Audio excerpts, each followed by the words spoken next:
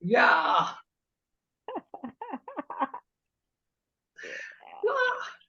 Well, folks, how did we do? Wow. We were trying to emulate an elephant. How did we do? Yes. Perfect. We did good. We Yeah, it was did very good. good. You know, Yeah. yesterday I was reading an article about an elephant that peels bananas with its trunk Uh-huh. faster than any human being. Really? Huh? Yeah, That's amazing. I watched. I'm going to send you the if I can find the article. I just thought it was incredible. So, folks, all of you who are watching this today, let us introduce you to a very special human being. Her name is Yvonne Gurira. She is an international animal lawyer advocate, and she's the queen of elephants of Zimbabwe. yes. Because Zimbabwe has the second largest number of elephants in the world. And Yvonne lives in the US as well as in Zimbabwe, but she does a phenomenal amount of work in Zimbabwe. She is a founder and executive director for Animal Advocates International. It's a nonprofit. Their goal is to reduce the suffering and enhance the interests of non-human animals. We call them animal people as well. She's passionate about advancing welfare and protections for farmed animals in Zimbabwe and beyond. She's even looking to improve the conditions of farmed chickens in Zimbabwe. She's working to help farmers to move from animal agriculture to plant-based agriculture so the animals don't have to suffer. And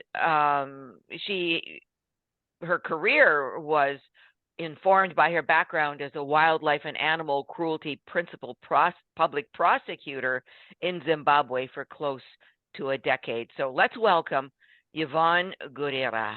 I'm just so happy to have you here, Yvonne. So tell us, you've got quite a history.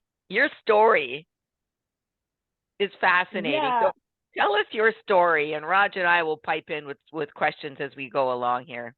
And it's a Okay. beautiful country, Zimbabwe, by the way. I think it's a beautiful land. Beautiful country. Yeah. Okay. Thank you so much, Betska, for the introduction. And thank you so much, Raj, for the time today and for this podcast. So I will tell my story. So I was born and raised in a rural village of Chikomba district in Zimbabwe. And at the age of 6, I walked 10 kilometers to go to a primary or elementary school. And in the village that I grew up in, it's a remote village where there is no electricity, there is no tapped water, there are no tarred roads. But growing up in such a rural district, I was determined and I was focused and I was always hardworking on what I wanted to achieve. And I grew up staying with my grandparents. Unfortunately, my grandparents they were promoted to glory before they managed to see some of my achievements or some of my accomplishments that I have achieved. So when I was growing up, when I was doing my elementary or primary education, my mother was training to become a teacher. So my mother was a rural, she then trained and qualified as a rural school teacher. But as you know, like teachers in Zimbabwe, they are the least paid. So her salary was not enough to take care of me and my siblings so that I would go to school. But even though the situation was like that, my mother persevered and she sacrificed all her earnings to take me to school. And fortunately enough, I went to a boarding school where I did my high school, and my mother would get support from her family members, her brothers, her sisters. And I'm so grateful to them because they significantly contributed to my education.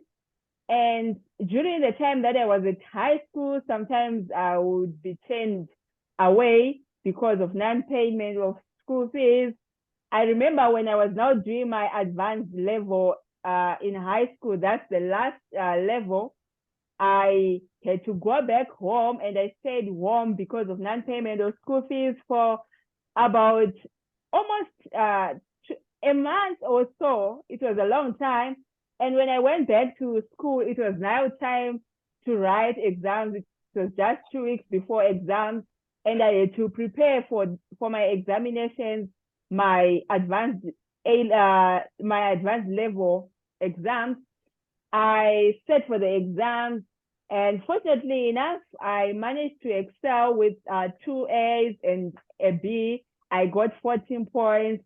And now because of 14 points, I managed to enroll to a law school at the University of Zimbabwe.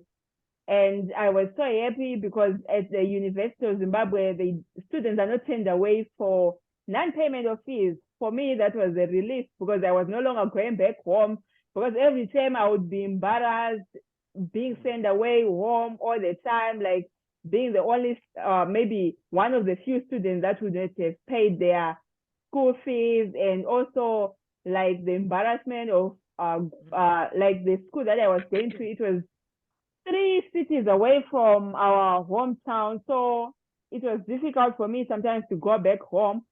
But when I was now at university, at least I gained my self-esteem and my confidence back because I didn't have to go back home. So when I finished my Bachelor of Laws honors degree at the University of Zimbabwe, I then enrolled as a public prosecutor.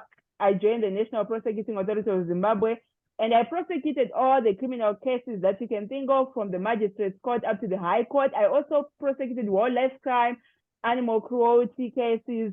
And because of my passion and commitment and dedication to animal protection, I had to leave the National Prosecuting Authority and work with other organizations that are protecting animals in Zimbabwe. But because I also wanted to expand my knowledge in animal law, I had to apply to Lewis and Clark to do my master's in animal law. And that's how I ended up being in the United States, in Portland, Oregon, doing my master's in animal law. And I'm so grateful to Center for Animal Law Studies, Lewis and Clark Law School, because they identified me, they identified my potential, and they offered me a scholarship. And that's how I became an international animal law advocate. It was all because of Center for Animal Law Studies, and that's how I am here. And during my studies, because I really wanted to give back to the communities when I go back to Zimbabwe, when I then created a non-profit organization that Betska was talking about, Animal Advocates International, so that I continue to help animals. So I'm going to be helping animals until I leave this earth, because I dedicated my whole career to serve and help animals. I want to create a better place for animals. So yeah, that's my story in brief. Well, I have tears in my eyes because for many reasons.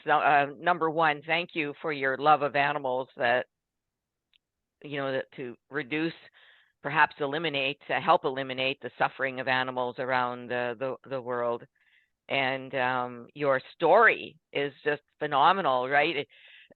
Raj, I found it really interesting that her aunts and uncles and everyone was pitching in money to send her to school, right? I mean, it takes we say in Canada, it takes a community to raise a child, right? Yeah. Yeah. And I'm sure that, you have that same family network, that family love. Everybody is helping each other in your country. So what would you like to say to other young men and women who still find themselves in places like yourself? Like I grew up in a place where there was no running water, no electricity, no indoor toilets, no indoor plumbing. We had to carry buckets of water to, for the kitchen and so on and so forth. So I fully understand all of that, including outhouses when it was minus 30 degrees centigrade outside. Oh, very cold. Very cold. Yeah. I can relate. Very cold. Yeah. So I understand, that type of poverty, but sounds like you were very blessed to have a family that saw your potential. Yeah. And they decided that they were going to support you all the way. I mean, the fact today that you're an international animal lawyer advocate is phenomenal considering where you came from.